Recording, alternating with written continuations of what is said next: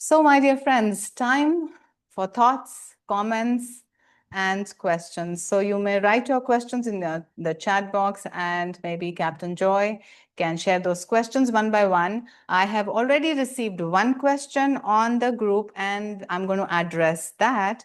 And the question is from a homemaker, a housewife, and she's a qualified doctor, and currently she's a homemaker, and she's feeling a little lack of self-worth, and she's saying that since I am not earning my own money, I want to be independent. I want to feel the power of that, of the freedom of that. How do I go about it? How do I start feeling better about my situation? And how do I, if I'm unable to go back to my practice, how is it possible for me to create more creative ways of magnetizing money to myself, because it will give me some level of self-worth. So, okay, so my answer will be, slightly in different steps. So, I would, it is the yoga study says that every situation is neutral.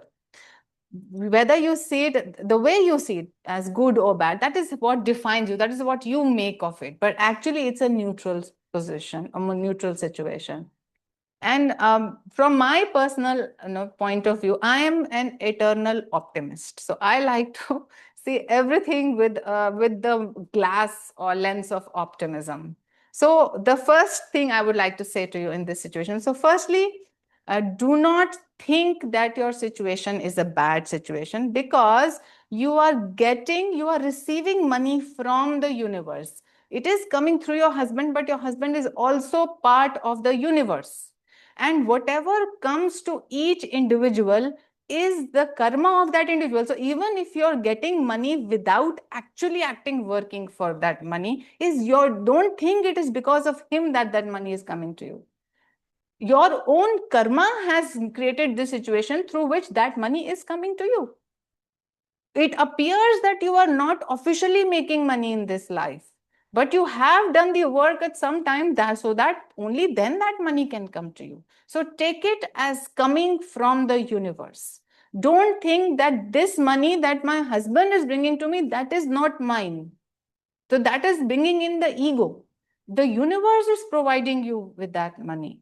And also, I would say, do not at all, and this is for all women who have a less sense of self-worth, no man in this world, on this earth, would have been able to work the way he works and generate money if the women behind, whether they were mothers, sisters, spouses, or even daughters, if they had not taken care of the family, of the house, or the mothers having taken care of the children, of having, done the whole thing. So how can your self-worth be less? Unless the women took the back seat and actually did the foundational work, no man would have been able to work. So understand your own power and your self-worth. Don't think you are, not, the universe is providing you. And think it as the money coming from Divine Mother, not through the agency of your husband. Also here, and I'm being reminded of an incident from the Ramayana. So it is said that when Hanuman ji went to meet Sita in Ashok Vatika in Sri Lanka, so after their meeting, Hanuman ji said, Mother, I'm feeling hungry, but this forest belongs to Ravana. I don't want to eat food, which comes from Ravana. What did Mother Sita say? She said, everything belongs to Ram. In the higher truth, everything belongs to the Lord. So it is our ego which divides and says, this is coming from this person. If it is coming to you, the universe is meant to give it to you. So take it as coming from Divine Mother. And always again, I would say, know your inner power, that you have fully contributed. Your husband could not have earned any money if you had not created the background situation of taking care of other things. So rise in your own self-worth. We are all children of Divine Mother. And this is, again, you are confusing your role with your identity. Your identity is that you are a child of God. And your role is, yes, you right now temporarily you are playing this role of homemaker. Now, another thought that is coming is that sometimes, people who work very hard, they get fed up with their work and they say, oh, wouldn't it be easy if I would just sit at home and somebody would bring money to me? So probably in a past life, you have desired. Most of us do all this time, some days we are very tired. We say, oh, I wish I was like this. And the universe listens to all desires. So probably it is your past desire that you not go out into the world and make money and get money comes to you. So it's just happening. But the thing is now you are not liking the current state of affairs. So what is it that you can do? So I wrote a couple of affirmations that you can do now. So to get out of this thinking pattern. So you can say, I am willing to give up all past patterns of thinking. I am ready to create an abundance mindset. I am a child of God. I deserve abundance and prosperity. And I am ready to receive abundance and prosperity because it is my divine birthright. I am open to receiving guidance and help from the divine and from other human beings to lead me to prosperity. I am creative and I will get fresh ideas as to how to make money, and not just money, happy money, as we've been talking about in the past week. And when I have money, I will share it with others without making them feel small. So if you have this intention and if you are open and receptive, then you will be able to attune yourself with the abundance of the universe, and you will be able to attract ideas and time and energy and effort where you can be successful. So I wish you luck. And then, of course, you can say, thank you, God, for all that you receive. So just be open, receptive, and ready, and know that each child of God deserves to have the abundance of the Lord. Okay, so next question. Captain Joy, what is the next question? We have one question I'll read. When the son-in-law, my brother, found to be a thief, but I'm indebted to my brother who treats him and gloss over his deeds, should I sail with him blithely? Okay, these are very, very specific questions. Since I have no specific background and both sides of the story, I am no one to give any specific guidance. In general, how are we supposed to deal with money? What is our attitude towards money? Do we see money as really a divine energy or no? Or we just think that, that this is just a note or a coin? What is our attitude towards it? And also, what is our attitude about grabbing other people's money, and how much of greed or attachment do we have inside regarding money? Is it that I have some money with me and I know that my brother next to me is suffering, is actually doesn't even have food, but at that moment in time, do I still cling on to the little money that I have, or am I willing to share even that with him? All of these attitudes will determine how much the universe supplies to us. And if we've done our yamas correctly, and we know non-stealing or asteya is one of the yamas. So, and the truth is that a person who practices non-stealing to perfection means not only does he not pick things of people and subtly taking credit from others or stealing peace from others. So a person who is practicing non-stealing beautifully and perfectly finds that the universe supplies to this person whatever he needs at the time he needs it. So it is our own clinging and wrong perception about money that makes us tied up with these cross connections. Now, if sometimes it happens that you are in the middle of this situation. Now, you must ask yourself, why am I in a situation where somebody is trying to cheat me? Why am I in a situation where my money is blocked?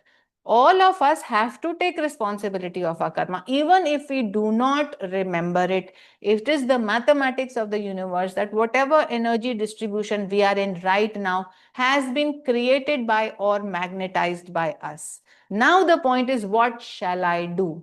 And therefore, here, correcting your own inner attitudes about money will help. Offering the situation to God will help. Wishing well to blessing the other person, even if he appears to be stealing or cheating from you, because he is nothing but the universe. Don't forget, the universe is just getting back at you.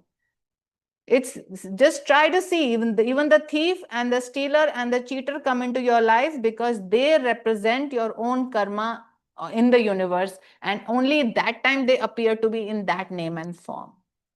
So then you do your best, you think smartly, you use your viveka or discrimination, you do whatever you can. But even in after all the trials, if you feel that the other person is taking money from you, then know it to be a divine will. So your human will can go to an extent, and you can do your smartness and everything to an extent. Even after that, even if once you've reached your limit, and even then the universe wants to take money from you, then know that it is your karmic debt. You have to allow that to happen. So a very interesting incident happened with me once, many years ago. Usually, I know God helps to, it doesn't allow me to waste my money. In some way, I'm prevented and protected. So once I was paying for some hotel, and this was a five-star hotel. I was paying for a residence there. And what happened was, on the name of that hotel, some money fishers had created a parallel account. So it did not seem at all that I am going into a parallel website, or this is, and they charged me for like 2 nights, and I paid to them.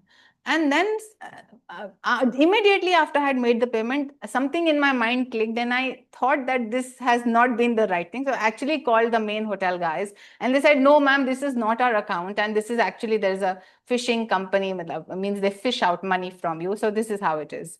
And that number I still had, on which I had, made the transaction. And I sent a message to whatever guy or girl there was. I said, thank you for sharing my bad karma with me. Whatever it was, now it has been shared and the burden has been lightened. And I just sent that message. And in my heart, I not even once I did feel that, some cheating has been done on me. I knew that it is something that I had to give to the universe. The universe has taken it. The account is settled. So I might as well relax. And and after a few minutes, that those accounts and all, that person deleted everything and all, which is okay, but my job was done. And I did not feel a negativity in my heart towards that person, and towards the situation, because nothing is random, nothing is coincidental, everything is part of the divine plan. And remember, every situation is neutral. How you react to it is actually what gives value to it. If I had created a lot of negativity and crying and maybe complaining to the cybercrime, doing this, I would have wasted more time and more energy for some numbers in my bank account.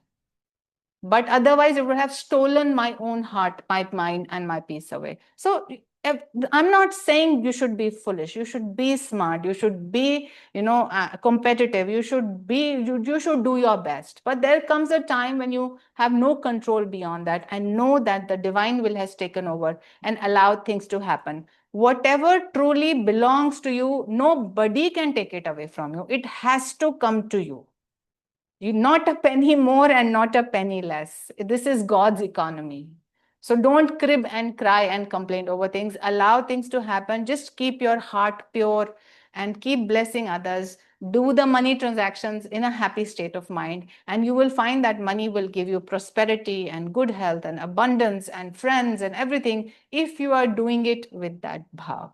So that's all I would like to say on this subject. So, any other question, Captain Joy?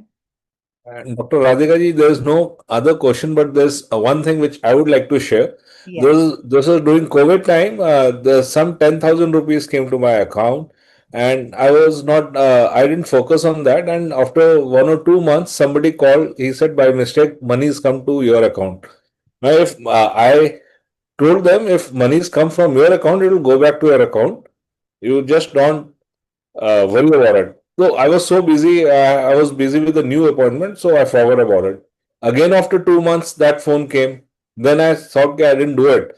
Then I did it. I found out. I sent to the same bank which the money came from, and then at the end he said Jai Guru.